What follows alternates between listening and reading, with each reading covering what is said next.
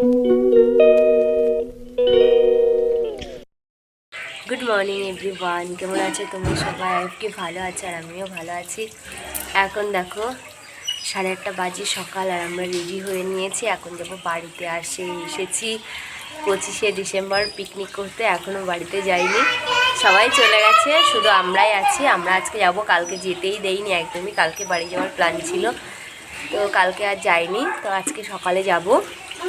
এই রেডি হয়ে নিয়েছি সবাই। এই যে সোহাগ, এই তো মা।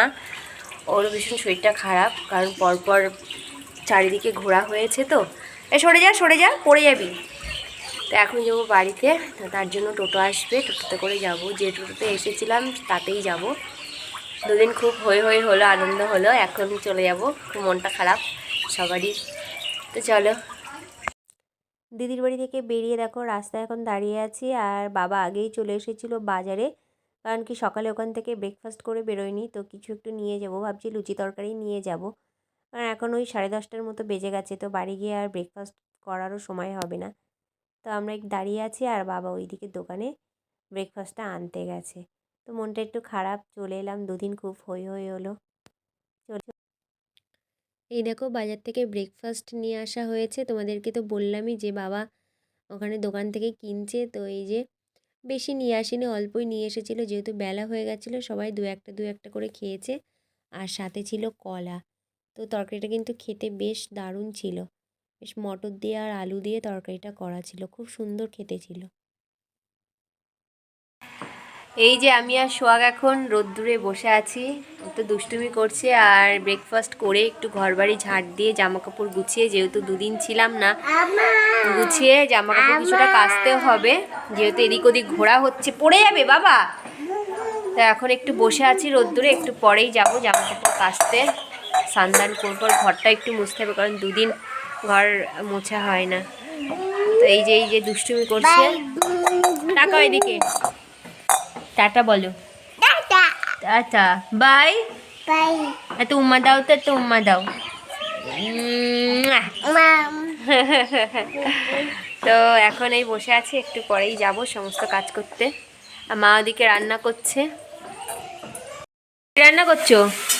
আগে বাঁধাকপিটা করে নিলাম, তা নাহলে মেটে আলুটা করলে একটা ঠান্ডা হয়ে যাবে আগে। ওই জন্য আগে বাঁধাকপি কি দিয়ে করছো? বাঁধাকপি এই যে কাঁকড়া এনেছিলাম। কই কাঁকড়া কই? ও একবারে দিয়ে দিয়েছো? হ্যাঁ, একবারে দিয়ে দিই। আর এদিকে রয়েছে মাছ, তেলাপিয়া মাছ, তাই তো? হ্যাঁ, এটা এই আলুটা দিয়ে হবে। আর এটা আমার মায়ের রান্নাঘর। আজকে মা এই রান্নাঘরে রান্না করছে, নিচে আর একসাথে আজকে আর রান্না হয়নি, উপরে একসাথে হচ্ছে রান্না। উপর নিচ করে আমি পারি না, পায়ে ব্যথা তো। ওই একটা তোলো কাঁকড়া দেখি উপরে। দাঁড়া, এই যে কাঁকড়া বেরিয়েছে। এই তো, এই যে, এই যে। ঠিক আছে, করো রান্না। এই দুটোই করবে তো? হ্যাঁ, আর কিছু করবো না, কষ্ট হয়ে যাচ্ছে আজকে। ঠিক আছে। 3-4 দিন এত ঘোরাঘুরি করেছি না, আর এত পরিমাণে ঠান্ডা লেগে গেছে, পুরো একদম গলা ব্যথা হয়ে গেছে। যেমন কাশি তেমনই মানে গলার মধ্যে কেমন একটা অস্বস্তি করছে। তার মধ্যে ভাবছি আজকে একটু হেয়ার ওয়াশটা করাবো, কারণ হেয়ার ওয়াশ না করালে না মানে প্রচণ্ড পরিমাণে নোংরা হয়েছে। আর চারিদিকে একবার এর বাড়ি একবার ওর বাড়ি গেছে, আর রাস্তা দিয়ে তো ধুলো আছেই, সেই সমস্ত ধুলো পুরো মাথায় ভরে গেছে। ভাবছি আজকে একটু শ্যাম্পু করব মাথাতে। ঠান্ডা তো লেগেছে, কিন্তু শ্যাম্পু করে রোদ্দুরে দাঁড়াতে হবে, তো একটু সকাল সকালই করতে হবে। এখন কটা বাজে? 11:30 বাজে বোধ হয়, 11:30 12টা হবে। তো ভাবছি যে এখনই যাব, নাকি এখন না গেলে একটু দেরি হয়ে যাবে। তার মধ্যে কালকে সারা রাত ঘুম হয়নি, কারণ দুটো বাচ্চা, দাদার ছেলে শুয়েছে ওদিকে, মিডিলে আমি, তারপরে সোহাগ। মনে হচ্ছে যেন কোনো বাচ্চার যদি ব্ল্যাঙ্কেট মুখের উপরে পড়ে, এই টেনশানে আমার সারা রাত ঘুম হয়নি। আর ওরা তো এতটাই ছোটো যে বুঝবে না কিছু, তো এই টেনশানে ঘুম হয়নি। আর অন্য কোথাও গেলে না আমার মানে ঠিকঠাক ঘুম আসতে চায় না, নিজের মানে বিছনা না হলে। তো যাই হোক, এখন খাওয়া দাওয়া করে একটু ঘুমাতে হবে, শরীরটা ভীষণ টায়ার্ড লাগছে। এই রোদ্দুরে বসে আছি তো মনে হচ্ছে বসেই থাকি, নইলে ঘুমিয়ে পড়ি। ঝটপট করে কাজ করে দুপুরে খাবার খেয়ে তারপরে ঘুম দিতে হবে একটা। এখন ঘড়িতে দুপুর 2টো বাজে, আর এখন লাঞ্চ করে উঠলাম। দুপুরে খাওয়া দাওয়া সবার হয়ে গেছে, মা এখনও বসে বসে ওই খাচ্ছে। তাকাও দিকে। দেখা যাচ্ছে। আর হ্যাঁ, এসেছিল আমার শ্বশুরমশাই একটা দরকারি, তো এখন খাওয়া দাওয়া করে বেরিয়ে গেল আর আমরা এখন খেলাম। খাওয়া দাওয়া করে এই এখন এখন ঘুম দেবো টানা। সোহাগ এতক্ষণ কান্নাকাটি করে ওই যে ঘুমিয়ে পড়েছে এখন। খুব জ্বালাচ্ছিল মানে ঘুমানোর জন্যই আর কি কান্নাকাটি করছিল। এখন ঘুমিয়ে পড়েছে, এখন আমিও একটু ঘুমাবো। কালকে সারা রাত বললাম ঘুম হয়নি, এখন চোখটা পুরো জ্বলে যাচ্ছে। তো চলো আবার দেখা হচ্ছে সন্ধ্যাবেলা। তোমাদেরকে বললাম যে আমি এখন ঘুমাবো টানা, কিন্তু দেখো আমি চলে এসেছি নিচে আর এই মাঠের দিকে এসেছি। কারণ কি না, এখন এই আধা ঘন্টা মতো চুলটা শুকিয়ে না নিলে, এখনও রোদ্দুর আছে, একটুখানি শুকিয়ে নিলে, নাহলে এখন যদি গিয়ে শুয়ে পড়ি তাহলে আর সেই ভিজে চুলটা ভিজেই থাকবে আর ঠান্ডা লেগে যাবে আরও বেশি। তাই জন্য মা বললো একটু ওই দিকে যা, গিয়ে চুলটা শুকিয়ে আয়, এসে তারপরে ঘুমা।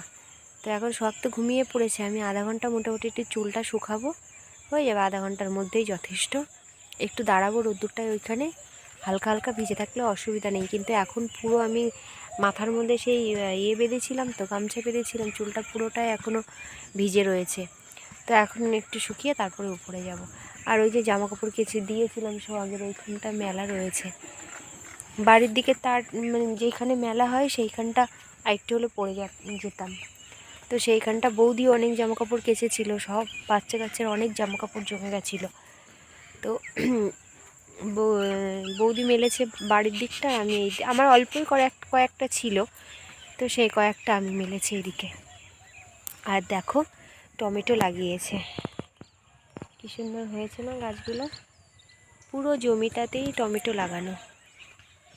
আর ওদিকে ফুল আছে, চলো একটু এদিকটা ঘুরিয়ে নিয়ে আসি তোমাদেরকে।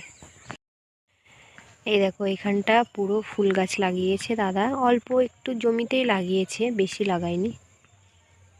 আগে অনেক লাগাতো, এখন একটু দেখছি কমই লাগাচ্ছে, একটুখানি জায়গায় লাগিয়েছে। আর সর্ষে ফুলগুলো দেখো দেখতে কি সুন্দর লাগছে না, ভীষণ সুন্দর লাগছে, চোখ পুরো একদম জুড়িয়ে যাচ্ছে। চারিদিকটা শুধু হলুদ আর হলুদ, যত দূর তাকাচ্ছি তত দূরই হলুদ। আর এটা শশা ক্ষেত ছিল, শশার জমিটা না, শশা লাগিয়েছিল নতুনই গাছ, কিন্তু কোনো একটা বিষ দেওয়াতে, বিষ না কি জানি না, কিছুটা দেওয়াতে নাকি এরকম হয়ে গেছে,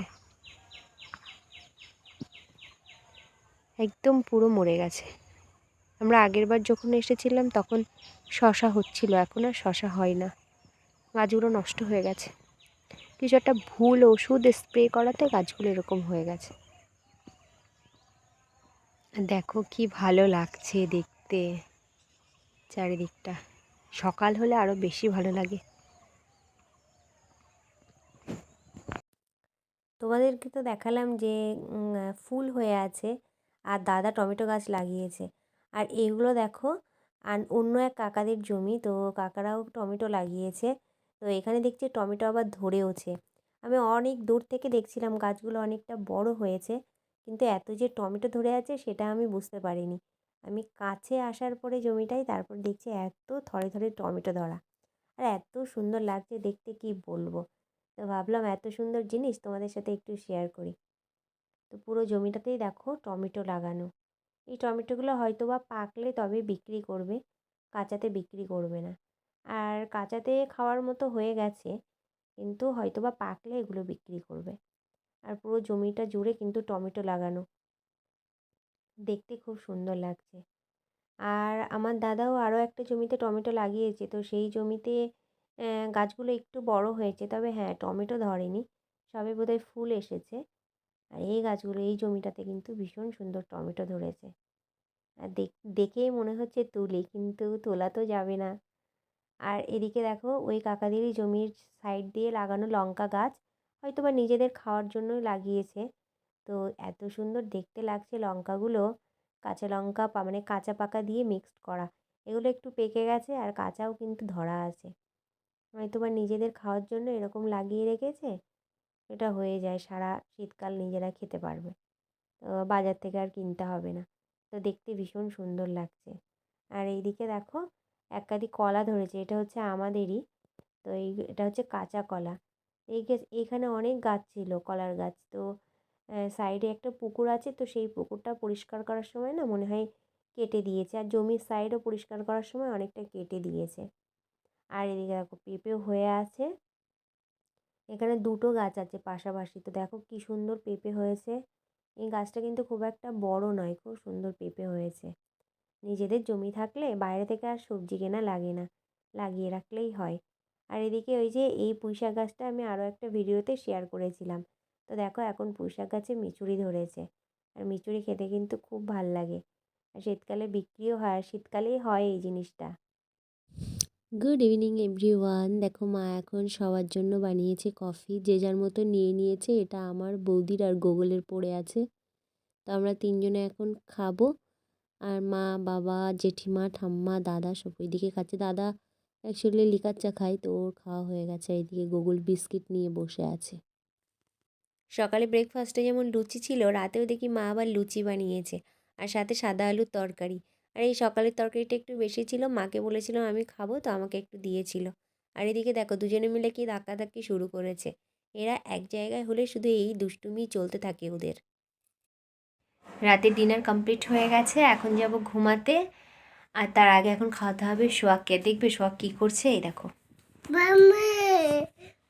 কি বাটিতে তোমার কি দেখা, দানা দানা। এদিকে তাকাও, এদিকে তাকাও, এদিকে তাকাও না সোনা, এদিকে তাকাও। তো এখন একটা বেদানা পেয়েছে কোথা থেকে, বেদানা নিয়ে এখন ওই যে ছাড়িয়ে দিয়েছে মা, তো খাচ্ছে। এবার ওকে খাওয়াবো, খাওয়ানোর পরে যাব ঘুমাতে। কারণ এই কদিন না সমানে মানে অনিয়ম হয়েছে, রাত জাগা হয়েছে, গল্প হয়েছে, আড্ডা হয়েছে, আর লেট করে খাওয়া দাওয়া হয়েছে। তো এইবার আজকে একটু তাড়াতাড়ি খেয়ে নিয়েছি, তাড়াতাড়ি ঘুমাবো এবার, নইলে মানে অনেকটা রাত হয়ে যাচ্ছে কদিন, ঠিকঠাক মতো ঘুমই হচ্ছে না, আর শরীরটা না পুরো একদম আর চলছে না। তো চলো এই ব্লগটা এই পর্যন্ত রাখছি। যদি ভালো লাগে অবশ্যই লাইক কমেন্ট শেয়ার করো, আমার চ্যানেলকে প্লিজ সাবস্ক্রাইব করো। দেখা হচ্ছে নতুন ভিডিওতে। Tata, good night.